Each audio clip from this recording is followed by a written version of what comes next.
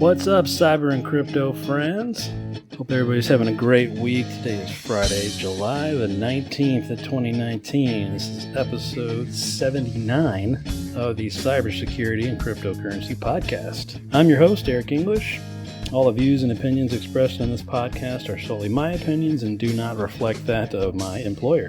Man, there's been some crazy stuff happening recently. Of course, all the big news with the big Face app privacy concerns, so we'll talk about that. That's pretty much been the biggest story over the last few days. Facebook, we're also going to talk about them and the fine that they got. Also saw some cool articles on basically some headwear to defeat facial recognition stuff, so we'll talk about that. I got a few vulnerabilities that have come out recently, some to do with Zoom, and another one's called Evil Gnome, so we'll talk about those as well. There's another article, too, I just kind of found it interesting more than anything. It was about an IT security salesman that told this reporter that their software doesn't work and what their reasoning was behind that. So we'll get into that as well. Going to talk a little bit about Slack as well. And I found a couple of cool tools out there on kitploit.com. If you're not familiar with that site, highly recommend it. It's kitploit.com.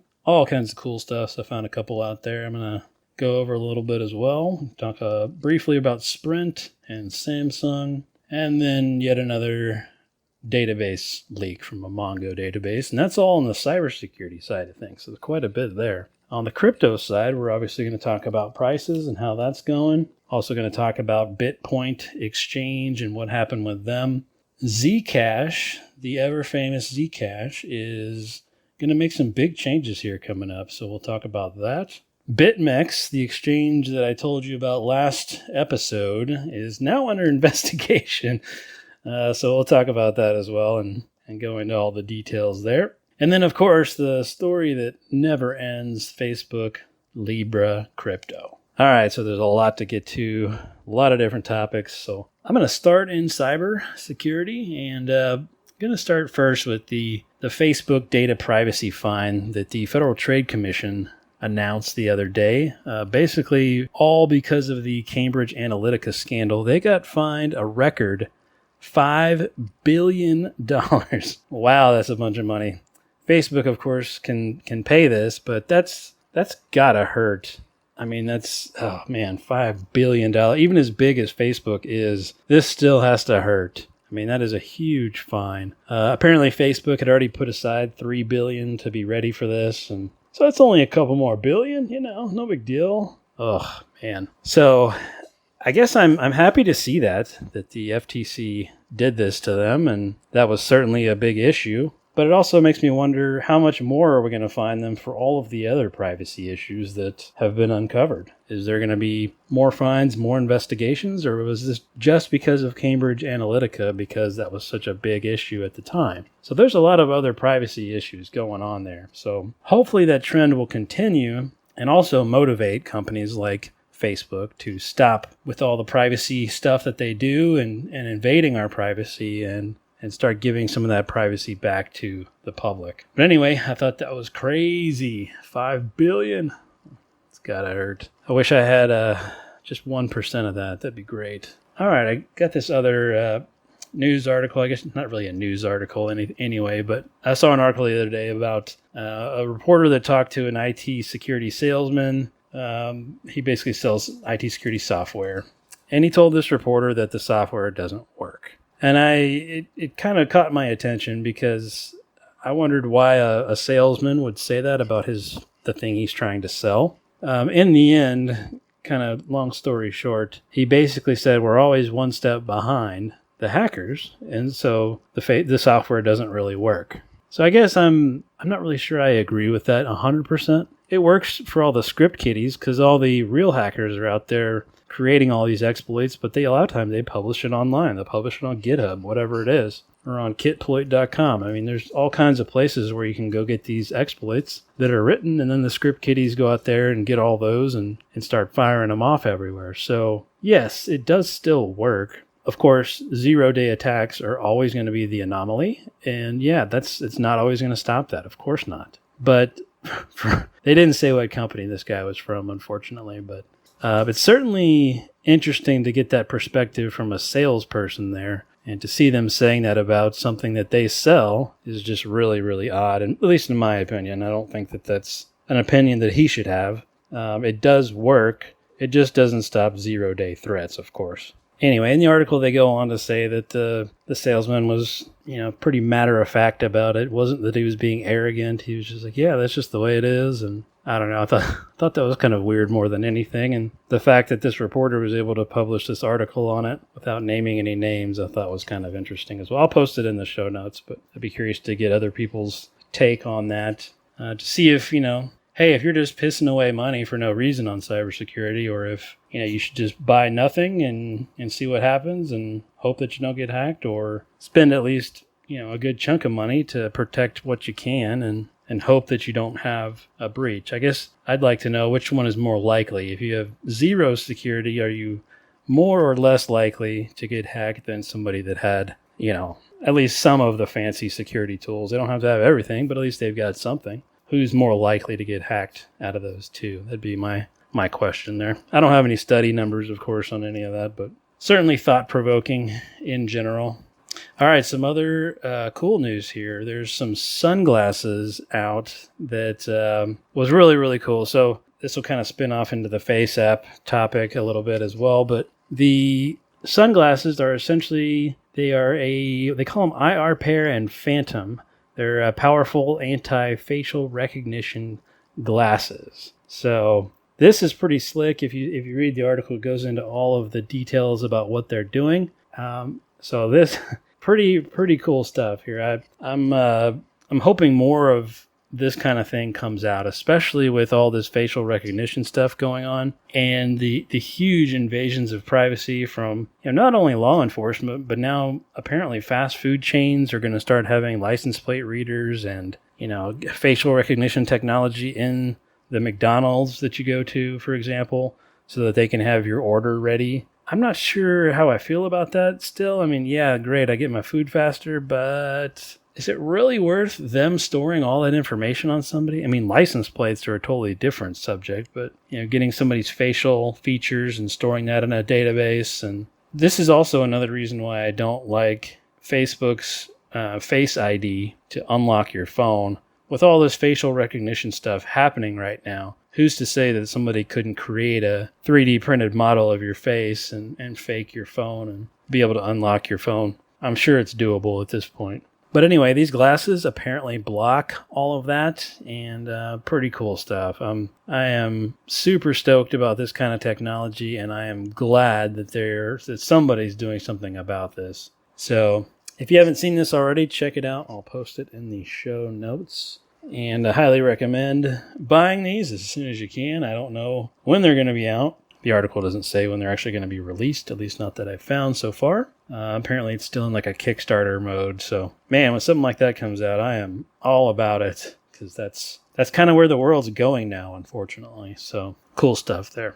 All right, so leading from that into the Face app, and I'm sure if you haven't heard this by now, then I'd be surprised, but apparently there was a big Face app challenge that was going around on Facebook and wherever else, Twitter. I saw it on Twitter as well, where basically you download this app and it takes you send it a picture of yourself, either via upload or via your camera of your face, and then it makes you either look younger or older. Great, right? That's great fun. I want to see what I look like when I'm old. Well, so what all these millions of people didn't realize that they were doing was that the company that created this Face app is a Russian-based company. As soon as that information came out, now the tables have turned. Everybody's now like, oh my God, that was an invasion of privacy and blah, blah, blah. What did you think was happening with your face? I mean, you're sending them a picture of your face and it's going to some server somewhere. Yeah, it could have gone to anywhere. So using all these now faces that they've got, they can create fake IDs for all these people. They can do all kinds of things, right? Passports, whatever it is, doesn't matter. The point of the matter is that these things happen constantly. Facebook has been doing this for a long time, all right? They're the leader in this. But now that a Russian-based company has done this, now everybody's up in arms. I just think I think it's funny more than anything that people are upset about the Russians doing it, but it's okay if Facebook does it. Nah, it's fine. We give them all of our pictures. Instagram, yeah, it's cool, no big deal. But the same thing's happening there with Facebook and Instagram, if you think about it. Anyway, it just goes to show the kind of world that we're living in and where it's getting to with privacy. And that's why folks are making these, privacy sunglasses, for example, to fake out this technology that's doing all the facial recognition stuff. So anyway, if you've done the Face App Challenge, I'm sorry, but now your face and your picture will be used in who knows what. Potentially could be used in creating some fake identities and, even some fake online identities. All those fake Facebook accounts that get created all the time. They could use a lot of these pictures, right? So anyway, if you've already signed up for it and done it, then shame on you. But hopefully people will realize now how bad this is. There's even a senator that came out with this big long video about, warning everybody about it and blah, blah, blah. It's too late. It's too late now, but it's just unfortunate more than anything. All right, moving on. There's a big Linux backdoor now. It's called Evil Gnome. And the backdoor spies on Linux desktop users. So it's essentially just spyware. But we don't typically see a whole lot of Linux malware or spyware. There has been a lot more here recently. But typically it's been Windows is obviously leading the market in malware. But Mac has been on the list a few times. And Linux is certainly coming up in those ranks as well. So Evil Gnome is a new one that's out, so be careful with that. They're saying that this Evil Gnome spyware is, at least what they think, it's connected to a Russian hacking group called Gammageddon, is what it looks like, if I'm saying that right. Gammageddon, excuse me. There we go. I'm really good at pronouncing things in case you haven't noticed. But anyway, Evil Gnome, I'll post this in the show notes if you want to look more about that. It goes over all the different things that it looks at on your system if you do get infected with this. So, all right, some other news here. Zoom, I guess it's been, a few weeks now since Zoom came out and released information that they had a big vulnerability with their software and blah, blah, blah. And everybody was to update their Zoom software. Zoom is a meeting tool, sort of like GoToMeeting, if you're not familiar with it. And of course, there's all these other white labeled brands of Zoom out there. One in particular is called RingCentral. That's probably one of the other biggest ones out there. But there's probably a list of 6 or 8 more here. Zoomoo, Telus Meetings, BT Cloud Phone Meetings, Office Suite HD Meetings, AT&T Video Meetings, BizConf, UMeeting, and Zoom CN. So all of those spin-offs of Zoom are also vulnerable to this same hack. So that's always something to keep in mind too when one of these software vendors comes out with and releases information about a vulnerability. And it's hard to find out who else is using it, who else is just white labeling somebody else's software. It's not always easy to find, but certainly something to keep in mind for future reference. If another vendor like this gets hacked, you can maybe look up and see what other vendors might be using their software. So if you use any of those other ones, you also need to update to fix that vulnerability. All right, some other news here is Slack had a pretty big data breach. Apparently the breach happened in 2015, and they recently became aware of the incident through its bug bounty program. Wow. 2015. That's pretty crazy stuff there. That's a lot of information they could have stolen back then. Think about all the companies that use that for free. Oh man, I can just imagine. The possibilities are endless for all the things that they could have gotten. But apparently they were primarily looking for usernames, email addresses, and encrypted passwords, of course. That's what they want to do. They want to get all the money that they can from you, essentially. And to do that, they got to get your password to get into your bank account. So anyway, these guys got all those usernames, passwords. They got to crack the passwords, obviously. But I mean, imagine the number of people using that for free. I mean, even the paid users, you can't rule them out either. But so they're going through and resetting passwords for all these people. they were saying basically hit a total of 65,000 people. They've obviously got millions of users worldwide, but to know that this happened in 2015 is a little scary. But how many other breaches like this have already happened at other companies and they just don't know? I'm sure there's tons. In fact, I know there's tons. If you go on any sort of hacking forums, you can find plenty of information that tells you that there's lots of other companies out there that have been breached and probably don't even know about it yet. All right, speaking of breaches, Sprint, if you use Sprint self-service, and wow, this is interesting too, because it's the Sprint customer data was breached via a Samsung website flaw. So that's kind of I guess it's like a third-party risk, which is always interesting to deal with, but a pretty big issue now for Sprint. They're having to release this information and tell all their customers what happened and why it happened and yada, yada, yada. So they were basically saying on June 22nd of this year, Sprint was informed of unauthorized access to basically various Sprint accounts using your account credentials via the Samsung.com add-in line website. So they basically have a banner, I presume, or something that feeds into the Sprint site via a frame of some sort. And that's how this access was gained, essentially. So the personal information that could have been viewed, phone number, device type, device ID, monthly recurring charges, account number, subscriber ID, when the account was created, upgrade eligibility, first and last name, billing address, and add-on services. That's quite a bit. But if you think about that, that's, it's not the end of the world, I guess, if they have all that information. Obviously, you'd rather them not, but phone numbers for people are all over the place. Addresses are as well. Same with full names, first and last names. Those are out everywhere already. So did they really get anything else that's too concerning? Not really. Now, the company did come out and say that some of the PIN numbers, account PIN numbers, may have been compromised, but they've already changed all of those, and they changed those 3 days later on June the 25th. So pretty swift action by Sprint there to get that fixed. But Sprint's also saying, watch out for your credit report, blah, blah, blah, all that good stuff. So that's an interesting twist on some third-party risk there. You'd think that, Samsung's a pretty reputable company, and so is Sprint, for that matter. And you just never know when stuff like this is going to happen. And continuing on that trend, there's, of course, yet another Mongo database that leaked 188 million users' data.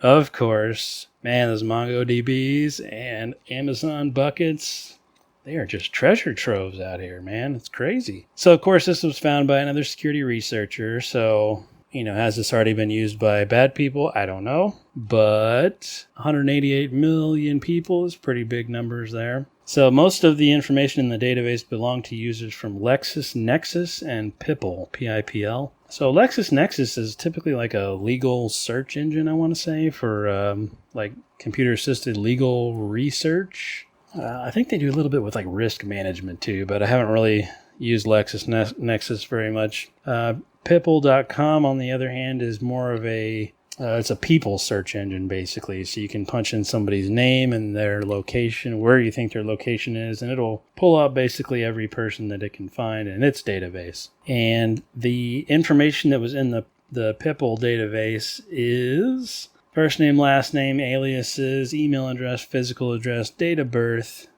court and bankruptcy notes, phone number, social media profile links, political affiliations, that's interesting, race, religion, skills, gender, employers, past and present, automobiles, and property. Wow, that's pretty nasty there. Looks like the LexisNexis information was just as bad as well. Names, past names, addresses, gender, parental status, a biography, short biography, family members, redacted emails, a person's neighbors, the neighbor's full names, neighbor's date of birth, neighbor's reputation, neighbor's credit score, and the neighbor's address. Wow, that is crazy info right there. So even your neighbor's information could have been in this LexisNexis thing. Golly. Pretty wild stuff there. But again, I'm not surprised. Here we go. Another unsecured MongoDB out there on the web. Just wide open. Here you go, everybody. Just take it. It's pretty sad, unfortunately. But it's the world we live in, unfortunately. All right, so earlier I was talking about kitploit.com, kitploit.com. It's got all kinds of very, very cool tools out there. And one in particular that I ran across the other day, there's so many. So this is just one that I picked up on, and I thought it was more than interesting. There's one to specifically brute force Gmail, Hotmail, Twitter, Facebook, and Netflix accounts that was created out here. I'll post it in the show notes if you want to look at it. But the fact that these things are out there is in and of itself scary, because somebody could just sit here with, a list of passwords and email addresses and just fire away. Of course, this software also proxies your information, so you're hiding behind a proxy. And man, all the stuff you could do with that is really, really mind-blowing if you think about it. And what's funny is the fact that these could even happen. These brute force attacks could even happen is also what's interesting to me, because you would think that, especially big sites like Facebook, Twitter, wherever, you would think at least if somebody's logging in multiple times and failing from the same location that it would stop the connection or whatever.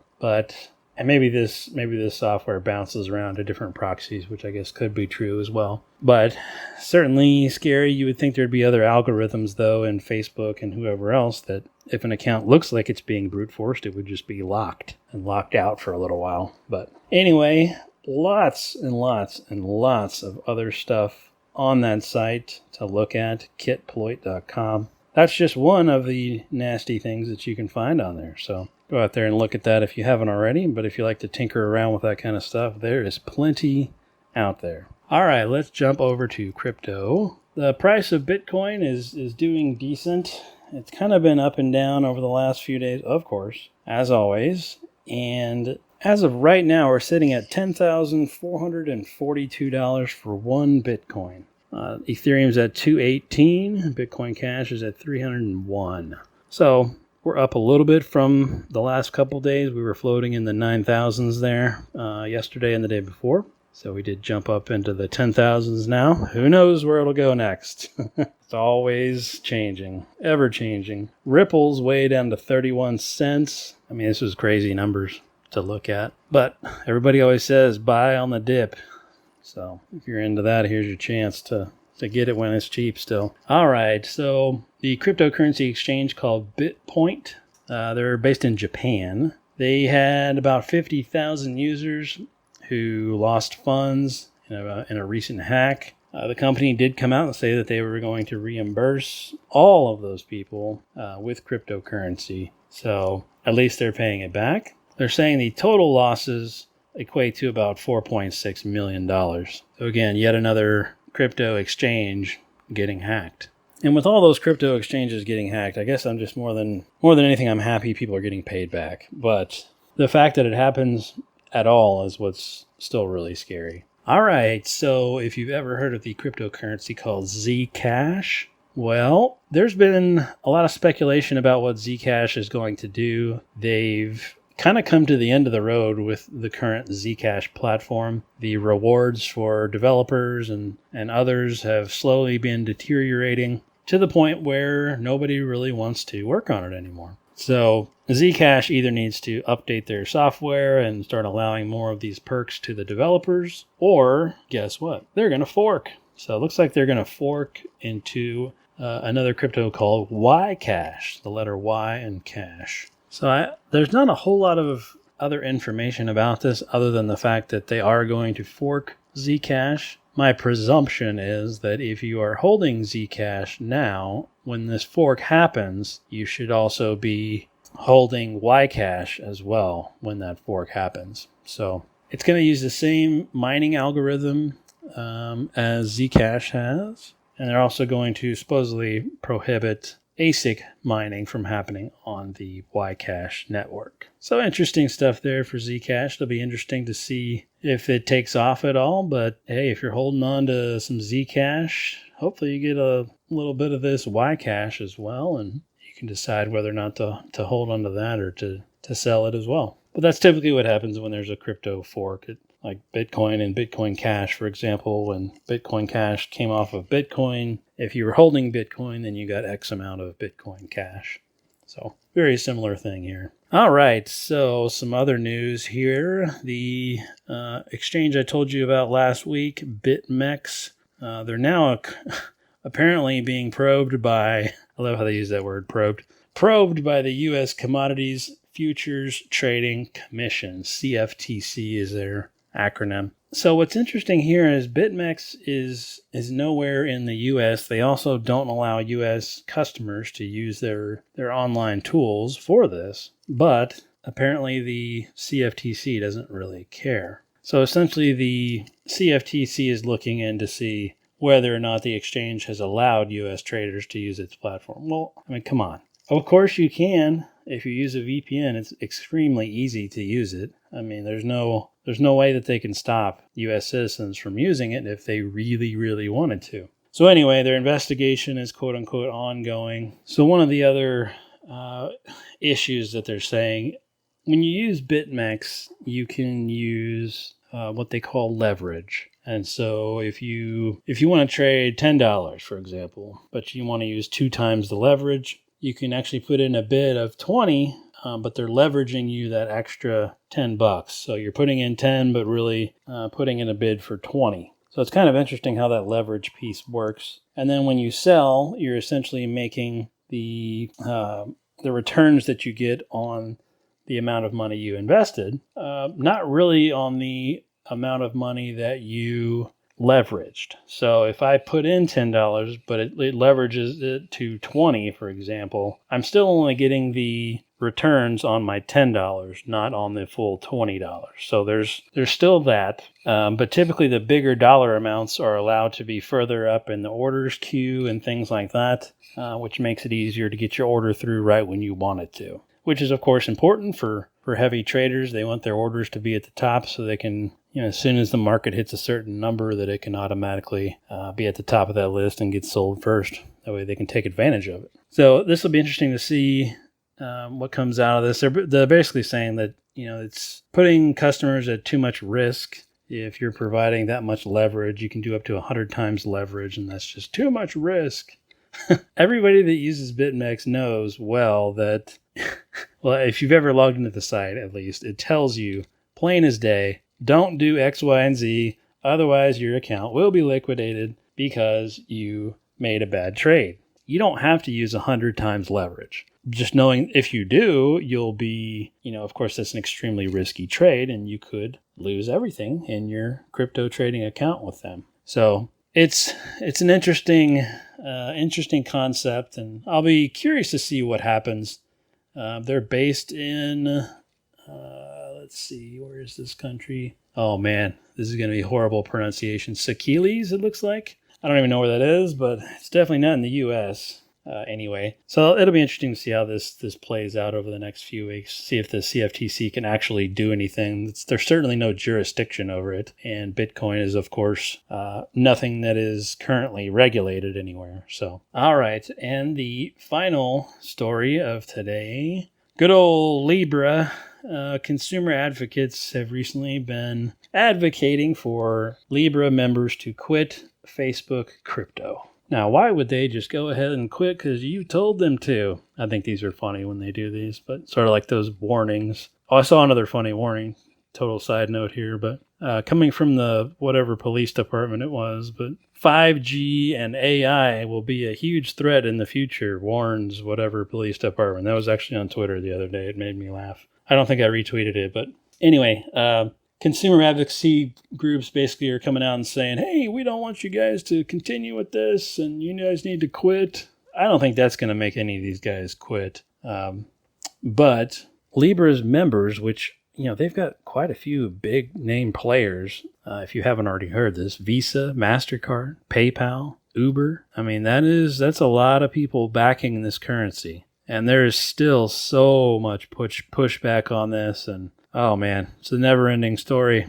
But they've actually had a whole bunch of litigation that's already happened and yada, yada, yada. There's stories all over Coindesk.com if you want to read into more of that and see what's going on. But they're basically calling Libra, it's going to be a cartel and all this crazy stuff. Of course, it's not going to be a cartel necessarily, but it is going to cause all kinds of waves if this actually does come to light and they're actually able to release this crypto. It'll be scary to see how many people start using it and whether or not it causes financial instability in, smaller foreign countries.